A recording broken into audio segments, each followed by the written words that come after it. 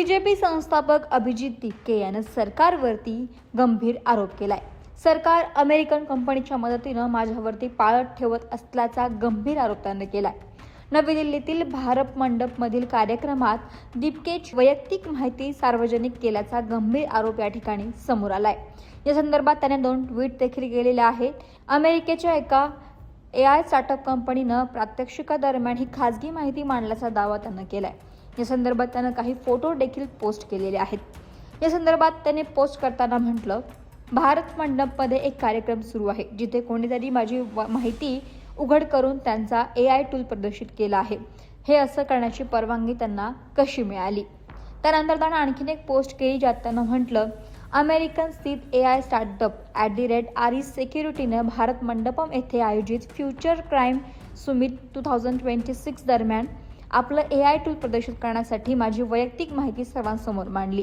या परिषदेला उपस्थित असलेल्या एका व्यक्तीनं दिलेल्या माहितीनुसार ही घटना अनेक सरकारी अधिकाऱ्यांच्या उपस्थितीमध्ये घडली। आपल्यावरती नजर ठेवण्यासाठी सरकार अमेरिकन कंपन्यांची मदत घेत आहे का, असा प्रश्न त्यांनी उपस्थित केलाय। आणि यासोबतच हे करण्याची परवानगी त्यांना कोणी दिली, असा देखील सवाल, असा जाब त्यानं या ठिकाणी आपल्या पोस्टमधून मांडलाय। त्यामुळे आता पुढे या प्रकरणामध्ये काय होतंय हे पाहावं लागेलच। परंतु यासोबतच अभिजित दिपकेनं आणखीन एक व्हिडिओ पोस्ट केलाय।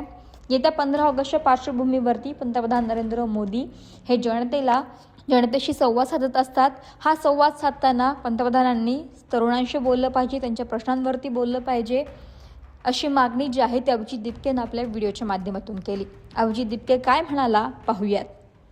हेलो एवरीवन, 15 अगस्त आ रहा है। हर इंडिपेंडेंस डे को हमारे प्राइम मिनिस्टर रेड फोर्ट से भाषण करते हैं। तो इस बार हम चाहते हैं कि प्राइम मिनिस्टर का जो स्पीच है वो जेनजी के लिए हो, यूथ के लिए हो। प्राइम मिनिस्टर नरेंद्र मोदी अपनी स्पीच में इस बार 15 अगस्त को बताए कि वो जेनजी के लिए क्या कर रहे हैं, यूथ के लिए क्या कर रहे हैं और कैसे वो इनको एक बेटर फ्यूचर प्रोवाइड कर सकते हैं। और मैं आप लोगों से भी रिक्वेस्ट करता हूँ कि अगले 1 हफ्ते तक प्लीज़ आप सभी लोग प्राइम मिनिस्टर से रिक्वेस्ट करिए कि इस बार उनकी जो स्पीच है वो आप लोगों के लिए होनी चाहिए, यानी कि जेनजी के लिए होनी चाहिए, यूथ के लिए होनी चाहिए। Thank you. दरम्यान आता अभिजित दिपकेची वैयक्तिक माहिती प्रदर्शित केल्याच्या प्रकरणामध्ये पुढे काय होतंय हे पाहावं लागेल। महाराष्ट्रातील सर्व बातम्यांचे विश्वासार्ह व्यासपीठ, सकाळच्या सर्व सोशल मीडिया प्लॅटफॉर्मला लाईक, फॉलो आणि सबस्क्राईब करा।